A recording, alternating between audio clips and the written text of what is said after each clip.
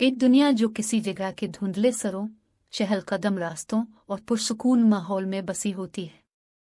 इस गांव का नाम ओकरुज है। इसकी रहायशें खूबसूरत मनाजिर और जिंदगी की सादगी के लताफत में दिलचस्पी रखती हैं। ओकरुज के लोग एक दूसरे के साथ सुलह और खुशहाली से रहते हैं और कुदरत की खूबसूरती और जिंदगी की सादगी के ऐश में दिलचस्पी रखते हैं। ओकरुज में हर दिन सूरज की नरमी के साथ आगाज होता था और जिंदगी की रफ्तार आहिस्ता थी।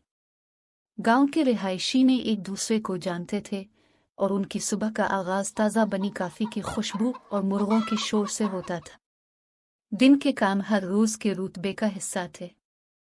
खानदान जमीन की देखभाल करते थे, जात काश्त करते थे जो हवा में हिलते हुए चमकते थे, एक बड़े फसल का वादा करते थे।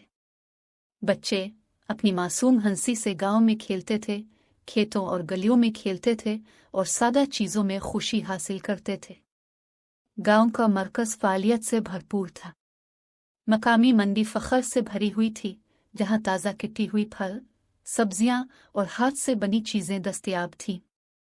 गांव के रिहायशी दास्ताने, रेसिपीज और हंसी के दुनिया से मिलते थे, जबकि अपने मेहनत का फल बांटते थे। ओकरुज में शाम का वक्त सुकून का मंजर पेश करता था।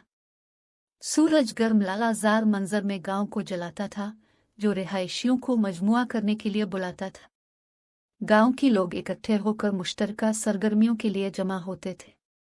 बोनफायर रात को मंजर को रोशन करते थे, जिसके गिर्द किस्से सुनाए जाते थे और पुराने गाने गाए जाते थे।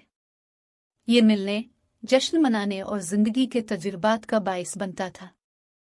यहाँ एक गांव की दास्तान का इलाकाई साथ, सादगी और जिंदगी की खूबसूरती की दास्तान थी।